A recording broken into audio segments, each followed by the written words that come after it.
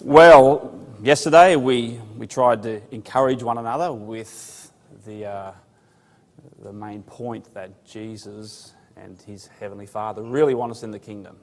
Did anybody practice telling the kids? Shame on you. Oh, you did. Excellent. It's funny, I was in there with the 6 to 8s last night, and I asked them, you know, what would they do if Christ just came through the door? I asked them, and every single one of the things that I told you, they said again. Just like kids. And then one of them put up their hands, this little girl, and she said, yeah, Uncle Matt, you know what? One time there was this brother that stood up on the platform and said there was a message given and an angel appeared to us, and she told my story back to me. And I went, really? She goes, yeah. So I went, okay, word gets around quick. So that's good. People are talking about it. So today we want to look at, if we're encouraged and we think, you know, excellent, I'm going to be in the kingdom, we want to know, well, how long do I have to wait? So I want it to come now. And there's many things we could look at to show you that Christ is about to return to the earth. I want to look at an unorthodox sort of a way today. And we could look at, you know, if we looked at the drying up of the River Euphrates, for example. We all know that when the River Euphrates dries up, there's a certain city that becomes vulnerable and it's about to be destroyed. What is that city? Only ever related to the River Euphrates.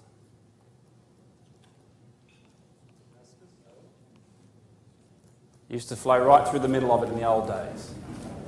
It's Babylon. It happened, didn't it? Cyrus the Persian caused the river to dry up. Medes and Persians came in, smashed the place. That's used as a little, you know, literal basis for what happens in Revelation. The Turkish hordes came in and the River Euphrates flooded across Europe. And for hundreds and hundreds of years, they had Europe in thrall. And then it dried up. And from the drying up back to the time of Turkey, it's the last days. And we're waiting for Christ to return, waiting for the kings of the east to arrive, and Babylon will be destroyed once more. Not the literal city of Babylon in the sands of Iraq, not that city, but the papacy's Babylon, the European system, where the stone will smite the image. We could look at that. And there's many things to teach us that Christ is coming soon. In fact, I caught up recently, well, it was actually a few years ago, with one of my old friends, just an acquaintance that I went to school with. And I saw him in a car park. My son and I were at the beach, and I saw this bald guy over there in the car park. And he looked at me, and like, I still have a little bit of hair, okay? You can probably see in the light that it's getting thinner. But I look similar to what I looked like 20 years ago. He said, you Matt? I looked at him and I thought, who are you? I didn't have a clue. He said, oh, I'm Scott. I went. Anyway, we started teaming up. We'd meet regularly at the beach. Couldn't even believe it was him. I hadn't seen him in 20 years. And about 3 months into, you know, going to the beach fairly often with our sons and hanging out a little bit, he said to me, you know, Matt, are you still religious? I went, yeah, I still read the Bible. And he said, oh. I said, why? He goes, what do you guys reckon is going to happen? That's what he asked me. And I said, well, why do you ask that? He said, because something's got to give.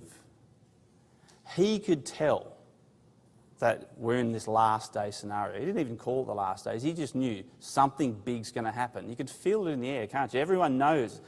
Things are simmering, and we know what it is. I told him exactly what's going to happen in terms of, when I say exactly, I said, you know, we still believe a kingdom's coming. There's going to be a time of trouble, and that we're approaching that time now. It's crazy. Have you ever asked yourself and analysed the last days, the scenario of the last days, and the effect it has on us as an ecclesia? What sort of, like when you think of a morning, you get out of bed, say a Saturday morning. Do you leap out of bed with enthusiasm? Have you got energy to burn? Especially for the truth. I mean, I can tell you from my point of view, I think, wow, where's it gone? It's toxic. The last days are toxic. Do you have time for God? Do you have time for your family? Do you have time for your ecclesia? I mean, these are important questions.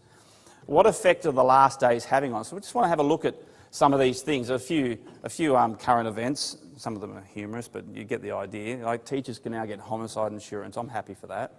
Even though I work at a Christadelphian school, I'm still happy for that. At least they've got our back. There's a Texas man. He was booked at doing over 387 k's an hour. Has anybody ever done that speed before? That's too fast, isn't it? No matter how late you are, you're going too fast at 387 clicks.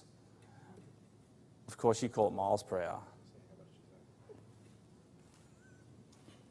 220? 230 miles per hour? Is that too fast here? I think it's too fast, isn't it? But if we're living a life that's too fast, I mean, you can get your prayers said for you, because people are saying, and I hope it's not in the truth, but churches are reporting their constituents are saying, I haven't got time to pray. Like, it's really good now. They take Visa. So it makes it easier for you. Think about that. Time magazine reports kids burning out at 9 years old. Do you know some of those kids? I think I do. Especially us, vicarious parents that are living out our life, which we missed out on through our kids. Violin practice, swimming, hockey, maths tutoring, English tutoring, homework, time, every day. These poor kids, it gives me an aneurysm just thinking about it. This is the life in which we live. There's a woman who said she's developing a 5-day... I wish we had these when we had our kids, because the woman says the baby doesn't care. And she's, I just haven't got time.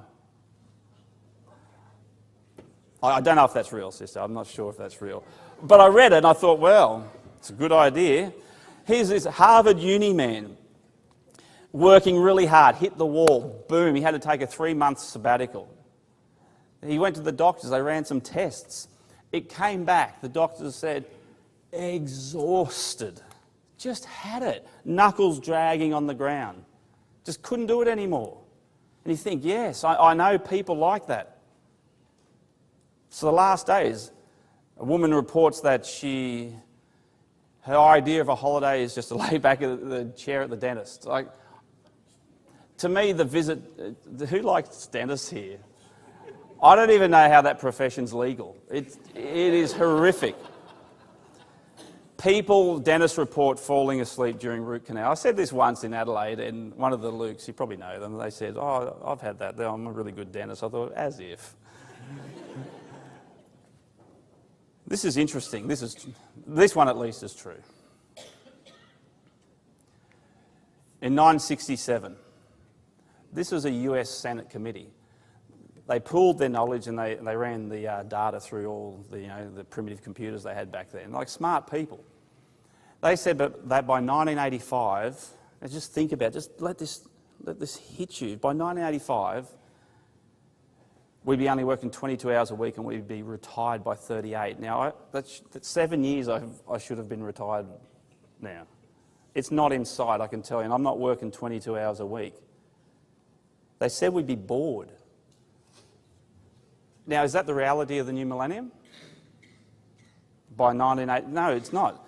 The reality of the new millennium is this, brothers and sisters. I don't know if you know, but guess how many hours the average husband and wife are putting into work? Have a guess. 80 to 90 hours a week. That's incredible. So there's a reason why you're feeling tired, isn't there? 80 to 90 hours. So women are putting in 41 hours and the average men are putting in 48. But the poor women, when they get home, 41 hours is outside the home. When they get home, they've got domestic duties, 30 to 40 hours. So that's up around 80 hours a week. And it's tough for the men too. They've got 48 hours outside the home. And when they get home, they've probably got 1 or 2 hours of domestic duty. So that's getting up to 50. We understand what it's like, and life at home gets stressful, but there's a maxim that's never, ever, ever been transgressed, and it's this. Apparently no husband's ever been shot while doing the dishes. Now, life at home gets stressful sometimes, doesn't it? And for men, if you're feeling scared, Just go and stand at the sink.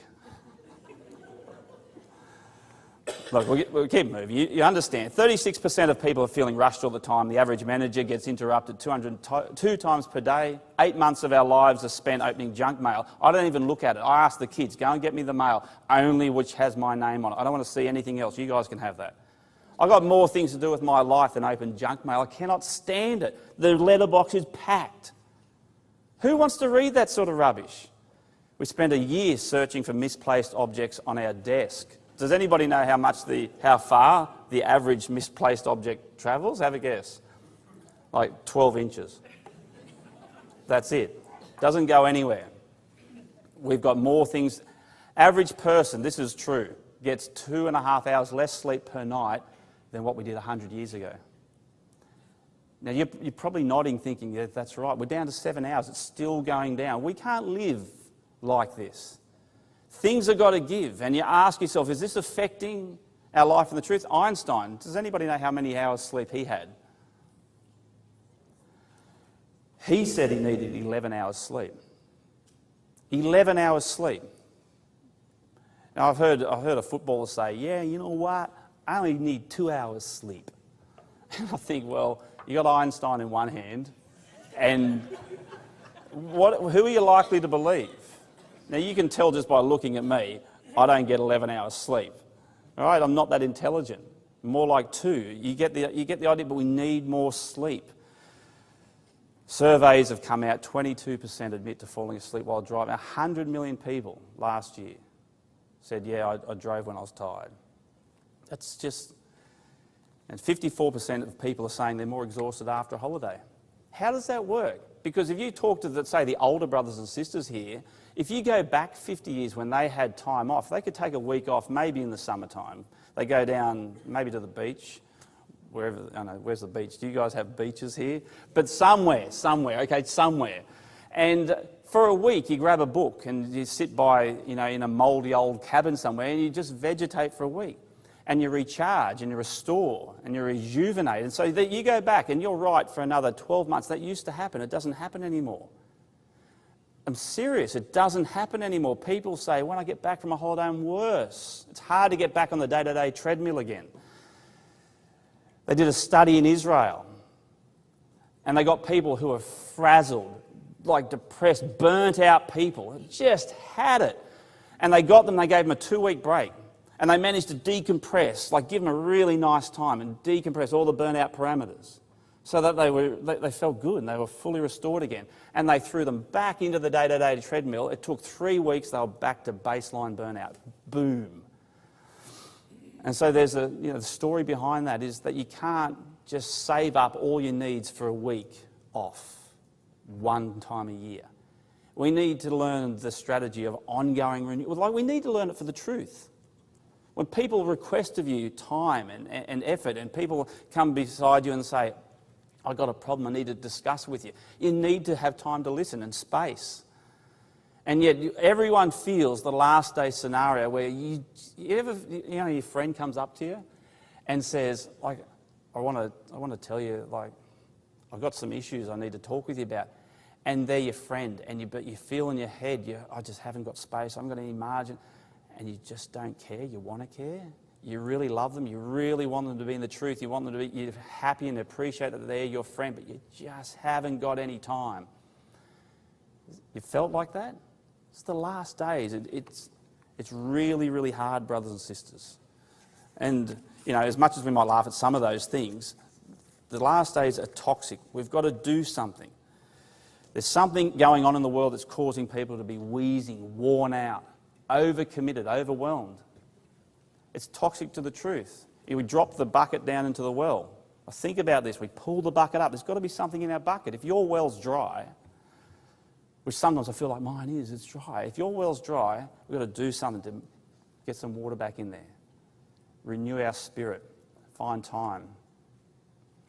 It's really, really difficult. So we live in a historically unprecedented age, and the short answer, like people go, well, why? Why is it all happening? Well, it's the last days, 2 Timothy 3. It's Luke 17. Every last day scenario is really bad, but ours is particularly going to be the worst. None of us are surprised at that, are we? The last days in which we live, right before Christ's return, is going to be the worst. And we're feeling it. But the thing that's causing it mostly, sorry for putting this up again, I didn't mean to just doubled it up. What is responsible for all this dramatic change is this thing called progress. Does anybody know what progress is? What's progress? What is he in? He's in overload. It's too much. He's got to know when he's overloaded. He's got to be aware of that. No, I've got to learn to say no. It's too much for me. And we need space in our life. I mean, you could drive with the car in front 2 inches from your own bumper, but it's not wise to do that. You need some margin there. We live with margin around us, but we don't give ourselves margin in our own time, in our own finances, in our own emotional state, and physically.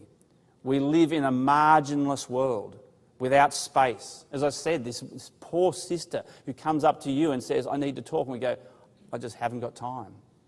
That's not good. What's at stake? These are and how do I know? You think about it. If you are moving up to 100%, and you're going to have no more margin in your life, and you're maximally loaded, how do you know when you're getting close to that line? And when you step across the line and you go, right, I'm in overload now. I mean, that's a good question, isn't it? Because you're going down the interstate in your car, and your car feels overloaded in some way, you get a flashing red light. It's not on the end of your nose. The car will tell you, pull over, get something checked out, slow down. We need to know what's at stake. Look at these things. These are the things that are at stake in our life. Think of this from a spiritual point of view. Our productivity. What are you getting done for God in the truth? And it's not about doing things for God so that you can go tick, get the tick of approval. I've earned my salvation. I've earned God's. It's not what I'm talking about. It's just showing love. Who loves to come home and the house is an absolute mess and everyone's just laying around tired and they can't help in the house? No one likes that. That's my place. Your productivity goes down when you live in a hyper-stress, overloaded, marginless environment. And I'm sure we can all feel this. Look at that. Your longevity. Man, there's some stories about that. Morale. Where's our excitement and our joy and our passion for things and our morale for the truth? Our desire to go to the meetings. Our desire to be with our brothers and sisters. Where's that gone? And I feel it. You probably feel it too. I mean, the Bible talks a lot about blessing. It means to be happy and joy. It's our birthright. Do you know what's the gospel mean? What's it mean? It's good news. Do you know why you tell somebody good news? Because it makes them feel happy. And sometimes it's the most simple things in life and we go, where's all my happiness gone? And our service to God, everything that affects our godliness. We need to judge these things, brothers and sisters. These things are very, very important. And when you hear Christians say they have no joy any longer, it's not good. And so you get these symptoms, and you can probably see yourself there. Not all of them, I don't have all of them, but headaches have gone up, I know that. How many people get heart palpitations, high blood pressure? Or withdrawal? What about Monday? Like Mondays, just can't get out of bed. I just cannot face work. I don't get that. Even when I have Year 9 on Monday, so it's still okay. But people have these symptoms. You could probably pick them out and go, that's my symptom complex there. Burnout and exhaustion. Relational problems. You throw a person who's marginless in an overloaded state into a half-yearly business meeting context and see what relational problems cracks start to show. We've all seen it. It's not good for the truth, is it? Or in an A-B meeting when you just haven't got any patience and no time and you're pressed to get things decided and it's not working out. It's not fun. And this is what we have to take into consideration, brothers and sisters. It's really happening. And so we need to know our individual symptoms. And for that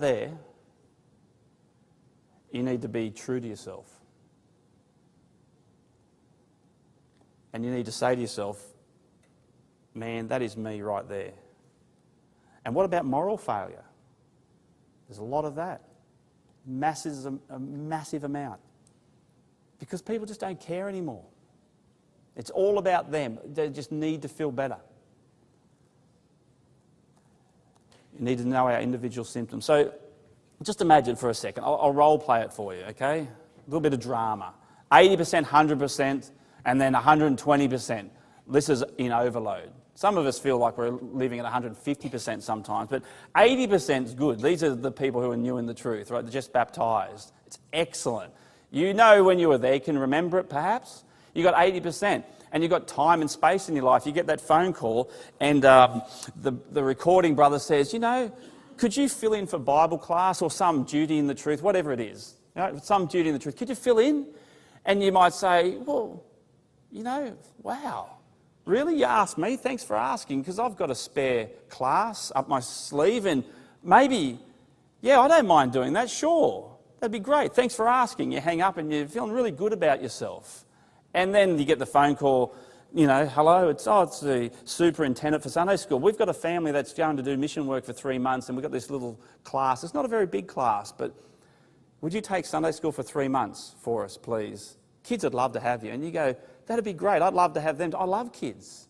And it'd be good to get back into the Sunday school lessons. You know what? Yeah, I'll do that. Sign me up now. That'd be fantastic. And you hang up from that, and then you get home on a Friday afternoon. Your wife says, you know that new family in the truth? They've been there for 6 months. We haven't even had them over to our house. And you go, ring them up right now. Let's have them this evening. You go, really? Let's have them this evening? Let's do it. That's at 80%.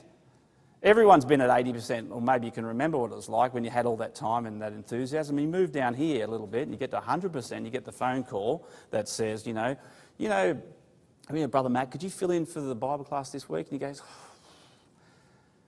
you know, I'd really like to, but you should see my calendar at the moment. My plate is really full. Like, I'd really like to and everything, but if I said to my kids and family, I'm doing another Bible class, you know, I'd just they'd annihilate me. You know, I'll do it this once. Like, I'll just do it, okay? I'll do it. And you get off the phone and you go, what's happened to me? I used to be so willing and generous and have so much time. And you get the phone call like, you want to take Sunday school? You know, that family, they're gone for 3 months, mission work, you know, we thought of you. And you go, yeah, I'd love to do that, but I can't right now, you know. If you could keep me in mind down the track when life gets a bit better, there'll be a space that'll open up down the track further, but not right now. And then you get home on a Friday evening and your wife says, let's have that family over, and you go, well, that's a good idea, but it can't happen now. I mean, what are we in? Is it July? What about January? Let's look through our calendar. After Christmas, maybe January, we can open up a day. And she says, that's a good idea. And both of you are running at 100%, but then you move down to 120%. Things are getting a little hectic, okay? You get the phone call, and the superintendent or the recorder says, Brother Matt, would you fill in for Bible class? And you go, hold on, stop right there. I'm sick and tired of everybody dumping problems on my lap. No, you take me off the speaking list. I'm not. In fact, don't worry about it. I'm shifting ecclesias. I've had enough. Boom. And you hang up from that. Like this phone call over here, you felt bad. You don't even feel bad. You feel justified now because you're so irritable and angry. And you get the phone call from the superintendent that says, 3 months of teaching Sunday school. And you go, what? Whatever make you think I'd do that? I hate kids. You're an idiot. And you slam the phone down. And I've done this before, and brothers and sisters go, yeah, you know, you think you're overplaying it. And, you know, you don't know what my life's like. It's really bad. And I've felt like this before. Sorry if you're on the end of the phone there and you get home on a Friday afternoon, your wife says, let's have that family over. You go, I'll tell you what I'm going to do on Friday now. I'm going to push the fridge over near the bed.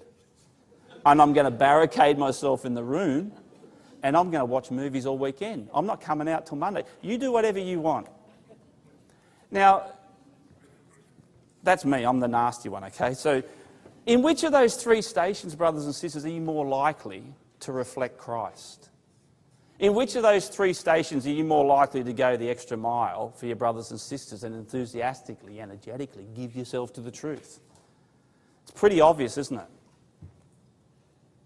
And yet, we're not making the decisions necessary.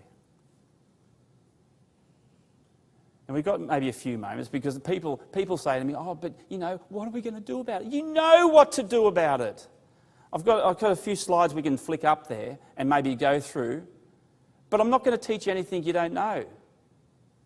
I hope just seeing what progress does to us helps you to go, well, yes, too fast, too much change, too much complexity, which we didn't even touch on. Any two-bit mechanic can make things complex, but simple things in life, they're gone. Too much speed, too much overload. We need more margin. How are we going to do it, brother? Do we need to do it? It's the last days. No other world time scenario has ever been so tense as this. To the point where things are breaking down all around us, there's cracks and there's rust showing, where we start to think the Bible doesn't work. The way we've been doing things all these years, it doesn't work, and we're not aware that it's the culture we're living in that's causing the cracks. We're trying to do too much, get too many things. It's a nutty world in which we live. So just to summarise, the age in which we live is historically unmatched. We just said that. There's a new epidemic called exhaustion. We're all in it. And progress is killing us through stress, change, complexity, speed and overload. And people say to me, slow down when you talk. Slow down.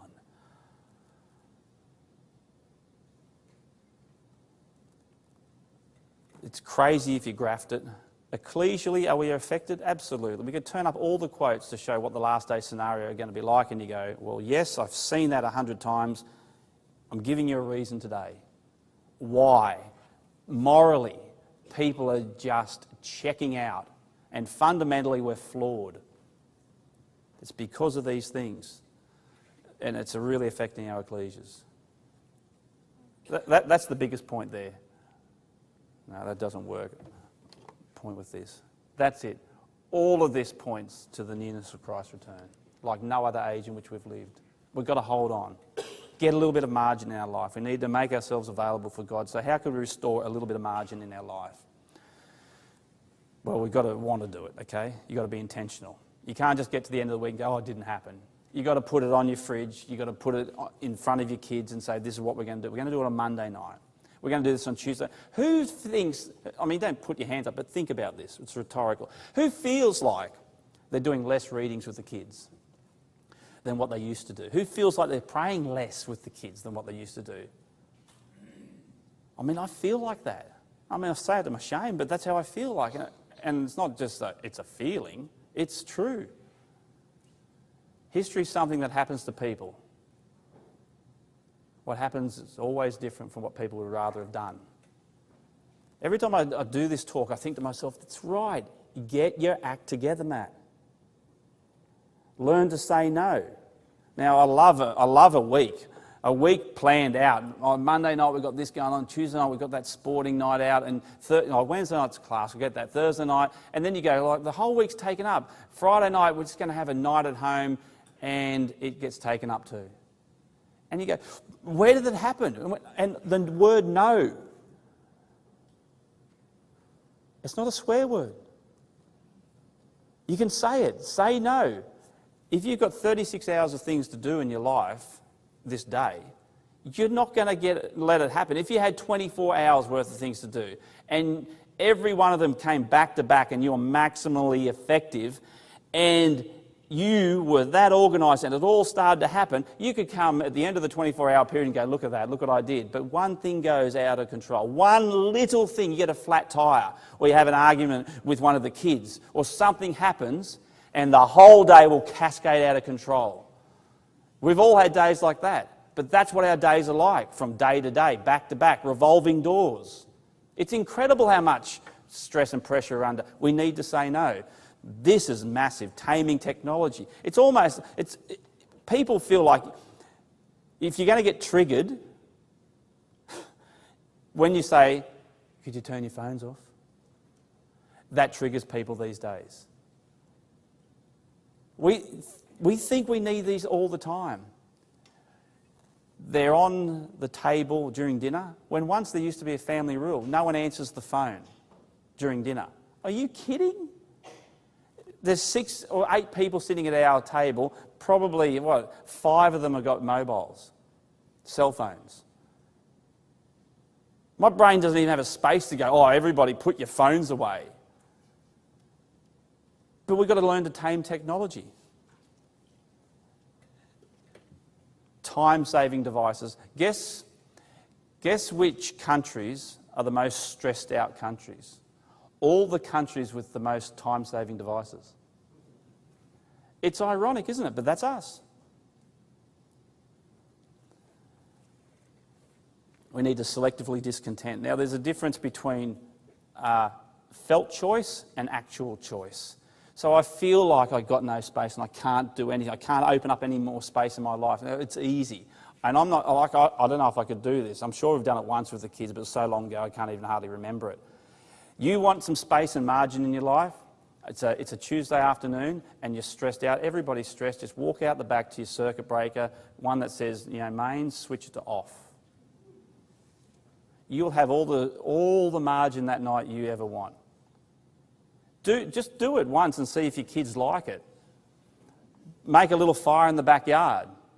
Cook your meal over the fire. Get some marshmallows out. Sit around with them, the grandkids, and have some fun. Play board games under candlelight. And see if you enjoy it. Do it once a month and say, hey, that was a good time. Tell me if it was any good. I don't know if I can make that decision yet. But you could do it. See, there's a difference between actual choice and felt choice. We know what it's like. We've got to simplify. Back there. And unclutter. Everything we own owns us. Why? Because we've got to maintain it. You've got a stupid car, you've got to wash the thing. You mow the lawn. I can't stand it. Look at that. It's a 80-20 rule. We only use 20% of what we own, and we maintain 100% of those things. We only use 20% of what we own. Are you serious?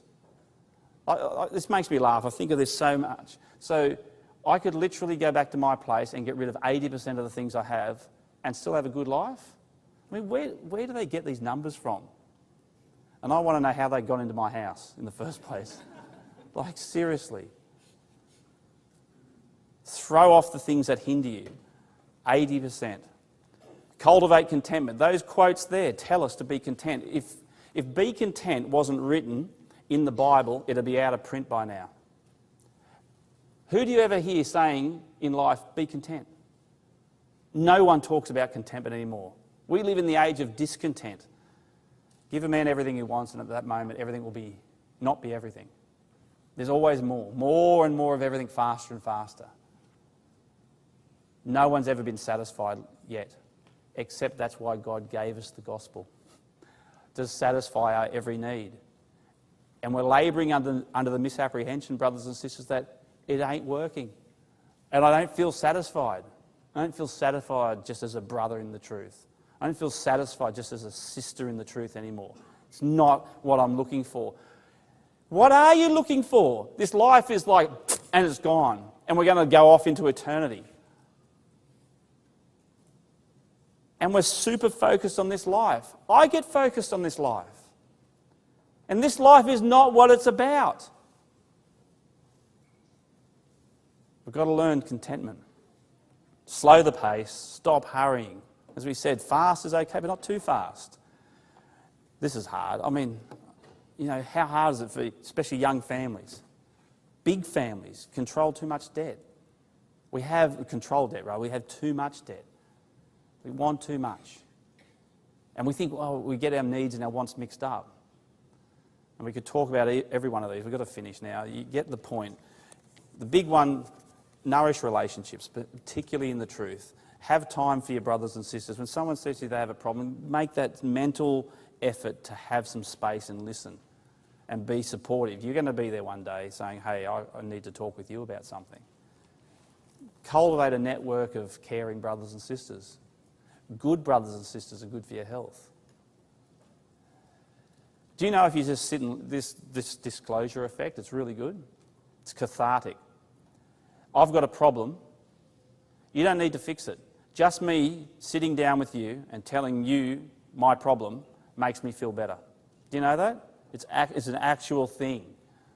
It makes me feel ashamed when I just go, hurry up. When someone's trying to tell me their problem, they need to get it out. Just let them get it out. And don't do the male thing, which is, I know I do it all the time. Oh, look, just do this, this and this. Don't worry about fixing it. Just listen to them. You'll make their day, make them feel better. We need to nourish relationships. So there's the last day scenario, brothers and sisters. It tells me Christ is so close. We just got to hold on. Try and do some of these things.